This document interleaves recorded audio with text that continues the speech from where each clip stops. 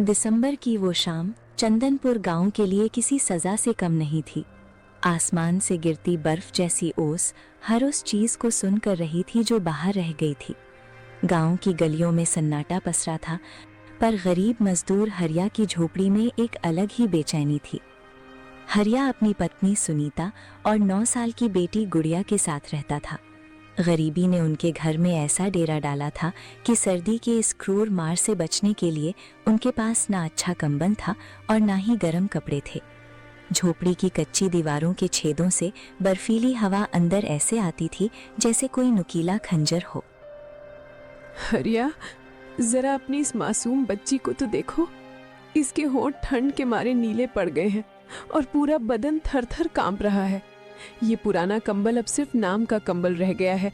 इसके आर पार हवा ऐसे निकलती है जैसे कोई कपड़ा ही ना हो। पिछले कई सालों से मैं इसे सिल सिल कर बचाने की कोशिश कर रही थी, पर अब इसकी रूह भी मेरा साथ छोड़ रही है। अगर आज रात हमने नया कंबल नहीं ओढ़ाया तो मुझे डर है कि सुबह तक गुड़िया इस जानलेवा पाले को बर्दाश्त नहीं कर पाएगी। एक माँ होकर मैं अपनी औलाद को ऐसे सिसकता हुआ नहीं देख सकती। क्या आज कुछ पैसों का इंतजाम हो पाया है? कुछ तो करो हरिया। सुनीता, तुम्हारे ये आंसू मेरे कलेजे को छलनी कर रहे हैं। मैंने सारा दिन जमींदार के खेतों में काम किया, पर शाम को उसने ये कहकर हाथ खाली भेज दिया कि अभी फसल की बिक्री नहीं हुई है। बाजार में एक अच्छा ऊनी कंबल कम से कम 1000 रुपए का आता है और मेरी इस फटी जेब में कुल जमा 500 रुपए ही बचे हैं। मैं खुद को बहुत बदनसीब पिता महसूस कर रहा हूँ, जो अपनी लाडली बेटी को एक सुकून भरी रात भी नहीं दे पा रहा। पर तुम हौसला मत हारो। मुझे याद आया कि पड़ोसी रघुवीर भाई पर हमारे पुराने 500 रुपए उधार हैं। मैं अभी उनके पास जाता हूँ, शायद वो आज पैसे लौटा दें तो हमारा काम बन जाएगा। हरिया के पास ओढ़ने के लिए कोई चादर नहीं थी, क्योंकि घर में जो एकमात्र फटी चादर थी वो उसने गुड़िया के ऊपर डाल दी थी। हरिया ने अपनी वही पुरानी और फटी हुई बनियान पहनी थी और उसी हाल में उस बर्फीली शाम का सामना करने के लिए झोंपड़ी से बाहर निकल गया। हरिया उस पतली बनियान में कांपते हुए रघुवीर के घर पहुंचा। ठंड उसके मांस को चीर रही थी, पर ममता की आंच उसे आगे बढ़ा रही थी। रघुवीर भाई, इतनी रात को आपको इस हाल में परेशान करने के लिए माफी चाहता हूं, पर आज वक्त ने मुझे बहुत बेबस कर दिया है। मेरी छोटी गुड़िया ठंड से नीली पड़ रही है और हमारे पास उसे ओढ़ाने के लिए जो कंबल है वो अब चिथड़ों का ढेर बन चुका है। आपको याद होगा, पिछली गर्मियों में जब आपके घर में तंगी थी तब मैंने अपनी मेहनत की कमाई के 500 रुपए आपको दिए थे। अगर आज वो पैसे मुझे वापस मिल जाएं तो मैं अपनी बच्ची के लिए एक नया कंबल खरीद सकूंगा और उसे इस जानलेवा पाले से बचा सकूंगा। एक पड़ोसी और दोस्त होने के नाते मेरी इस बेबसी को समझिए भाई। मैं आपकी चौखट पर बहुत उम्मीद लेकर आया हूं। हरिया भाई, तुम्हारी ये हालत देखकर मुझे सच में दुख हो रहा है, पर मेरी अपनी परिस्थिति भी कोई बहुत अच्छी नहीं है। इस बार बेमौसम बारिश की वजह से मेरी आधी फसल खेतों में ही सड़ गई और जो बची है उसके सही दाम नहीं मिल रहे। मैं तुम्हारा कर्ज चुकाना चाहता हूँ, पर सच तो ये है कि इस वक्त मेरी जेब में एक फूटी कौड़ी भी नहीं है। तुम बेकार में इस वक्त मेरे पास आए। अपने ये 500 रुपए कुछ हफ्तों बाद ले जाना, जब मेरे पास कहीं से पैसों का बंदोबस्त होगा। अभी तो मेरे खुद के घर में तंगी छाई हुई है। मैं तुम्हारी मदद कैसे कर सकता हूँ भाई? जरा मेरी स्थिति के बारे में भी सोचो। हरिया का दिल बैठ गया। उसकी आंखों के सामने अपनी बेटी का कांपता हुआ चेहरा घूमने लगा। तभी रघुवीर की पत्नी विमला, जो आग ताप रही थी, उसने हरिया की कांपती हुई देह और उस फटी बनियान को देखा तो उसका कलेजा कांप उठा। अरे, आप इतने कठोर और पत्थर दिल कैसे हो सकते हैं? हरिया भाई अपनी फटी बनियान में इस ठंड में खड़े हैं और आप आग के सामने बैठकर बहाने बना रहे हैं। इन्होंने हमारी मुसीबत के समय अपनी जमा पूंजी हमें दे दी थी और आज जब उनकी बच्ची ठंड से तड़प रही है तो आप उन्हें खाली हाथ भेज रहे हैं। हरिया भाई, आप इनकी बातों का बुरा मत मानिए। ये तो बस अपनी परेशानी का रोना रोते रहते हैं। ये 300 रुपए मैंने घर के खर्चों से बचा कर रखे थे। ये आपके पूरे पैसे तो नहीं है, पर फिलहाल आप इन्हें रख लीजिए। बाकी के बचे हुए 200 रुपए जैसे ही हमारे पास आएंगे मैं खुद आपके घर पहुंचा दूंगी। आप बिना देर किए बाजार जाइए और गुड़िया के लिए कंबल का इंतजाम कीजिए। विमला के दिए 300 रुपए लेकर हरिया के पास अब कुल 800 रुपए हो गए थे। वो उसी फगी बनियान में तेज हवाओं को चीरते हुए गांव के लालची दुकानदार धनीराम की दुकान पर पहुंचा। धनीराम अपनी दुकान बंद करने ही वाला था। सेठ धनीराम जी, रुकिए, जरा 1 मिनट के लिए मेरी बात सुन लीजिए। मुझे अपनी बेटी के लिए एक मोटा ऊनी कंबल चाहिए। बाहर पाला बहुत ज्यादा बढ़ गया है और मेरी बच्ची घर में कांप रही है। कृपया मुझे वो 1000 रुपए वाला लाल कंबल दिखा दीजिए। सेठ जी, मेरे पास इस वक्त सिर्फ 800 रुपए ही जमा हो पाए हैं, पर मैं आपसे हाथ जोड़कर विनती करता हूं कि बाकी के 200 रुपए मैं 2-4 दिन में मजदूरी मिलते ही आपके घर पहुंचा दूंगा। आज मेरी मजबूरी पर थोड़ी दया कीजिए सेठ जी, आपका ये एहसान कभी नहीं भूलूंगा। अरे ओ हरिया, अपनी ये मजबूरी और दुआओं की बातें कहीं और जाकर सुनाना। यहाँ धनीराम की दुकान पर सिर्फ नकद का सिक्का चलता है, उधार की कोई जगह नहीं है। 1000 रुपए का कंबल है तो पूरे 1000 ही लगेंगे, ना 1 रुपया कम और ना ही 1 पैसे की उधारी। अपनी ये फटी बनियान तो देख, खुद के तन पर कपड़े नहीं है और चला है 1000 रुपए का कंबल खरीदने। तुम जैसों को अगर एक बार उधार दे दो तो फिर तुम लोग मुंह छिपाते फिरते हो और महीनों तक दर्शन नहीं देते। मेरा कीमती समय खराब मत करो और यहाँ से निकलो, मुझे दुकान बंद करनी है। जब पूरे पैसे हाथ में हो तभी मेरी दुकान की सीढ़ी चढ़ना, वरने रास्ता नापो। धनीराम के शब्दों ने हरिया के आत्मसम्मान को चकनाचूर कर दिया था। वो खाली हाथ दुकान से बाहर निकला।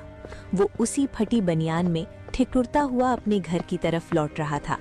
रास्ते में उसे अपनी लाचारी पर रोना आ रहा था। कितनी अजीब बात है, मैं दिन भर पसीना बहाता हूँ, फिर भी अपने परिवार को एक मामूली कंबल नहीं दे सकता।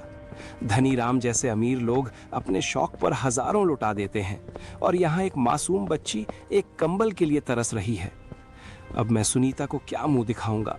वो दरवाजे पर टकटकी लगाए मेरा इंतजार कर रही होगी कि उसका पति आज कंबल लेकर आएगा। उसे मुझ पर कितना भरोसा है और मैं एक कंबल तक का इंतजाम नहीं कर पाया। शायद हम गरीबों के नसीब में सिर्फ संघर्ष और अपमान ही लिखा है। ईश्वर भी शायद अमीरों का ही होता है, हम गरीबों को तो उसने बेसहारा छोड़ दिया है। तभी हरिया की नजर एक पुराने बरगद के पेड़ के नीचे बैठी एक बूढ़ी महिला पर पड़ी, जिनका नाम कमला देवी था। वो बिना किसी गर्म कपड़े के सिर्फ एक पतली सी साड़ी में बर्फ जैसी ठंडी हवा में ठिठुर रही थीं। उनकी हालत देखकर हरिया अपनी तकलीफ भूल गया। अम्मा, आप इतनी ठंड में यहाँ सड़क के किनारे क्यों बैठी हैं? आपके घर वाले कहाँ हैं? और आपके पास ओढ़ने के लिए कोई गर्म कपड़ा क्यों नहीं है? बाहर तो ओस गिर रही है और हवा शरीर को जमा देने वाली है। इस उम्र में इतनी ठंड बर्दाश्त करना आपके लिए जानलेवा हो सकता है। क्या मैं आपकी कोई मदद कर सकता हूँ? मेरे पास देने के लिए ज्यादा कुछ तो नहीं है, पर आपको इस हाल में अकेला छोड़ना मेरी आत्मा को गवारा नहीं है। बताइए अम्मा, आप यहाँ इस मुसीबत में कैसे फंस गईं? क्या आपका कोई अपना नहीं है? बेटा, मेरी कहानी बहुत दुख भरी है। जिसे मैंने अपना घर समझा वो आज पराया हो गया। एक साहूकार से मैंने अपनी बीमारी के इलाज के लिए 700 रुपए उधार लिए थे, पर ब्याज भरते भरते मैं सब कुछ हार गई। उसने आज मुझे बेघर कर दिया और मेरा छोटा सा घर छीन लिया। मेरे पास ना अब कोई सिर छिपाने की जगह है और ना ही इस ठंड से बचने का कोई साधन। मैं तो बस अपनी आखिरी सांसों का इंतजार कर रही हूँ ताकि इस बेदर्दी दुनिया से मुक्ति मिल सके। मुझ जैसी बेसहारा बूढ़ी औरत की मदद कौन करेगा बेटा? सब अपने में मगन है और किसी के पास दूसरों के दुख के लिए वक्त नहीं है। आधी रात की 12 बज चुकी थी। एक तरफ हरिया की अपनी बेटी गुड़िया ठंड से सिसक रही थी और दूसरी तरफ उसके सामने एक बेसहारा बूढ़ी माँ कमला देवी मौत के मुहाने पर खड़ी थी। हरिया के हाथ में वे 800 रुपए थे जो उसकी बेटी की जिंदगी यानी उस लाल कंबल की कीमत थे। उसके मन में एक भीषण युद्ध चल रहा था। एक तरफ पिता का मोह था और दूसरी तरफ एक इंसान का धर्म। अम्मा, आप इस तरह अपनी हिम्मत मत हारिए। मैं जानता हूं कि दुनिया बहुत मतलबी हो गई है, पर ईश्वर ने अभी इंसानियत को पूरी तरह खत्म नहीं किया है। मेरे पास ये 800 रुपए मेरी बेटी के कंबल के लिए थे, पर आपकी हालत देखकर मेरा दिल रो रहा है। आप ये 700 रुपए रख लीजिए और जाकर उस साहूकार का कर्ज उतार दीजिए ताकि आपको अपना घर वापस मिल सके। मैं मजदूर हूं अम्मा। कल फिर पसीना बहाऊंगा और अपनी बेटी के लिए कुछ ना कुछ जुगाड़ कर ही लूंगा। पर अगर आज आपको कुछ हो गया तो मैं खुद को कभी माफ नहीं कर पाऊंगा। ये पैसे लीजिए और अपना घर बचाइए। बेटा, तू इंसान नहीं, साक्षात फरिश्ता है। अपनी औलाद की सुख सुविधा को दांव पर लगाकर तू एक अनजान बुढ़िया की जान बचा रहा है। इस कलयुग में ऐसा कलेजा कहाँ मिलता है। ये 700 रुपए मेरे लिए सिर्फ कागज के टुकड़े नहीं है, ये मेरी डूबती हुई जिंदगी का सहारा है। तूने आज मुझे मौत के मुंह से खींच लिया है बेटा। जा, मेरा आशीर्वाद हमेशा तेरे और तेरे परिवार के साथ रहेगा। भगवान तेरी झोली खुशियों से भर दे और तेरी बेटी की हर बला अपने ऊपर ले ले। तूने आज जो बीज बोया है उसका फल तुझे बहुत मीठा मिलेगा बेटा, बहुत मीठा मिलेगा। कमला देवी को पैसे देकर हरिया खाली हाथ और खाली जेब अपनी झोपड़ी की ओर चल पड़ा। उसके बदन पर वही फटी बनियान थी, पर उसकी सीने में आज एक अजीब सी संतुष्टि थी। जब वो घर पहुंचा तो सुनीता दरवाजे पर ही उसका इंतजार कर रही थी। हरिया, तुम आ गए। मैं कब से इस दरवाजे की कुंडी पकड़कर खड़ी हूँ। बाहर की ठंड देख रही हो, मेरा कलेजा मुंह को आ रहा था। दिखाओ कहाँ है कंबल, जल्दी से गुड़िया को उड़ा दो। बेचारे का शरीर अब बर्फ जैसा ठंडा पड़ने लगा है।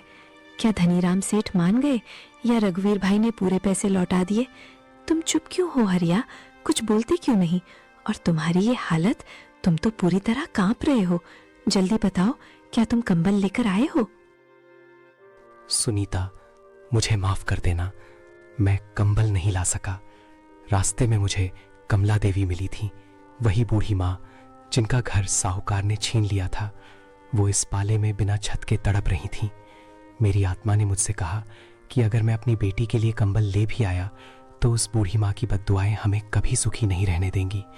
मैंने अपने 800 में से 700 रुपए उन्हें दे दिए ताकि वो अपना घर वापस पा सके। अब मेरे पास सिर्फ 100 रुपए बचे हैं। मैं जानता हूं कि मैं एक अच्छा पिता साबित नहीं हुआ, पर एक इंसान के तौर पर मैं हारना नहीं चाहता था। क्या तुम मुझे इस गलती के लिए माफ कर पाओगी? हरिया, पहले तो तुम्हारी बात सुनकर मेरा सिर चकरा गया, पर अब तुम्हारी आंखों में ये सच्चाई देखकर मेरा गुस्सा ठंडा हो गया है। तुम सचमुच बहुत बड़े दिल वाले हो। जहां लोग एक एक पैसे के लिए गला काटते हैं, वहां तुमने एक अजनबी की जान बचाई। कोई बात नहीं, अगर आज हमारी किस्मत में ये फटे कंबल ही लिखे हैं तो हम तीनों एक दूसरे से चिपक कर रात काट लेंगे। हमारी ममता की गर्मी शायद इस ठंड को हरा दे। गुड़िया को हम दोनों के बीच सुला देते हैं। ईश्वर ने चाहा तो कल का सूरज कोई नई उम्मीद लेकर आएगा। तुम फिक्र मत करो, मुझे तुम पर गर्व है।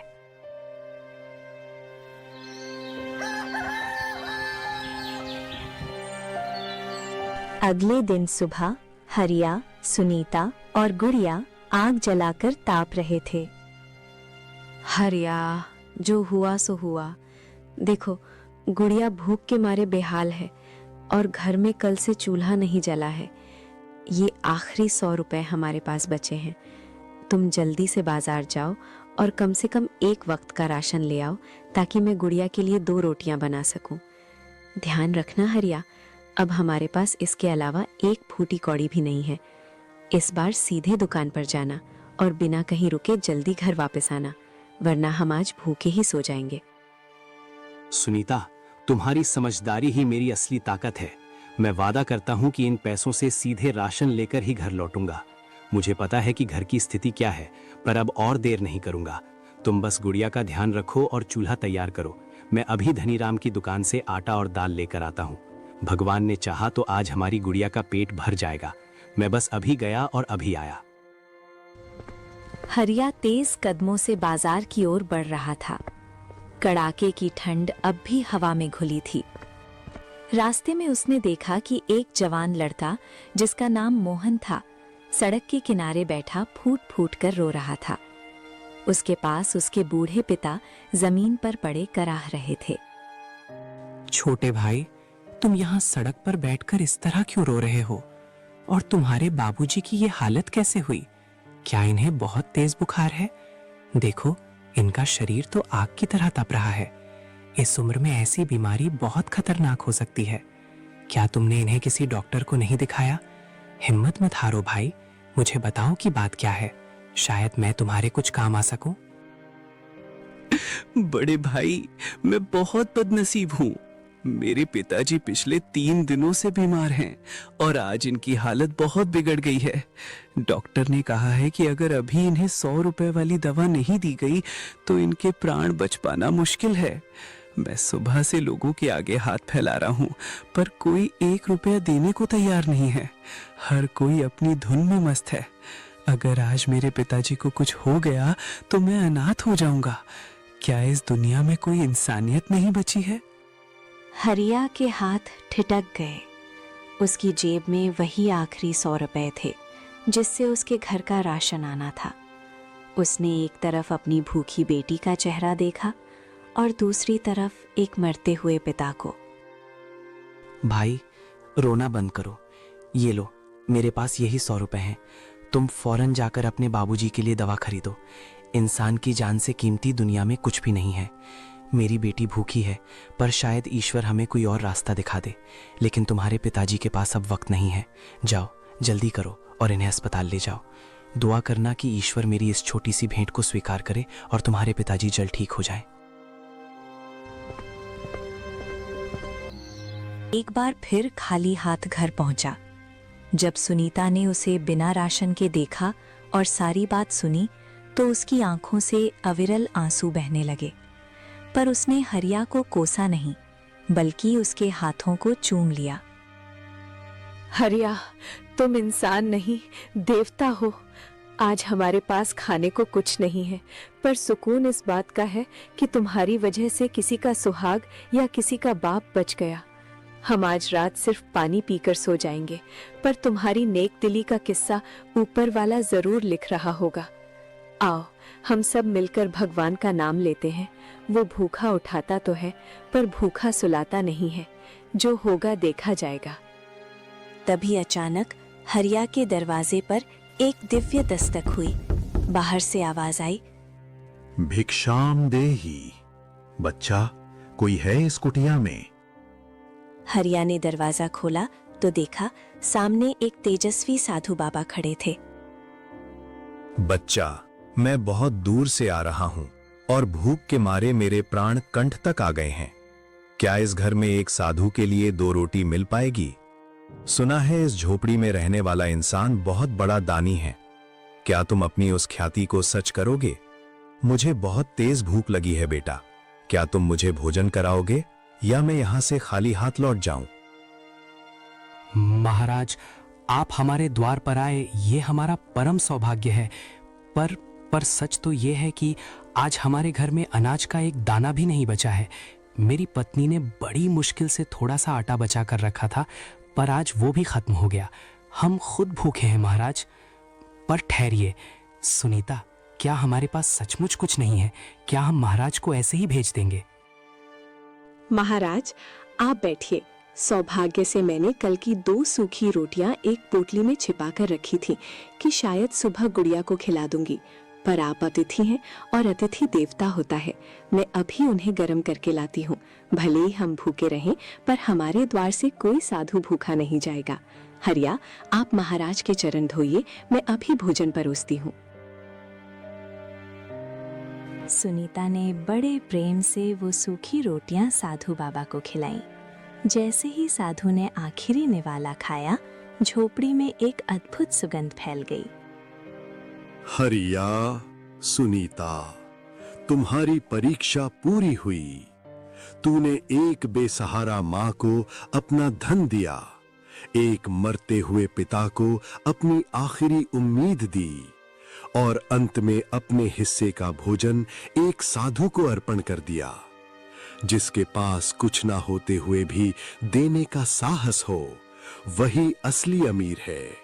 बेटा हरिया, अब तेरे दरिद्रता के दिन समाप्त हुए। सुबह सूरज की पहली किरण के साथ तेरी किस्मत का सितारा चमकेगा। तेरी ये झोपड़ी खुशियों का महल बनेगी। जा, सुख की नींद सो जा। सुबह एक नया सवेरा तेरा इंतजार कर रहा है। इतना कहकर साधु बाबा अंतर ध्यान हो गए। हरिया और सुनीता दंग रह गए।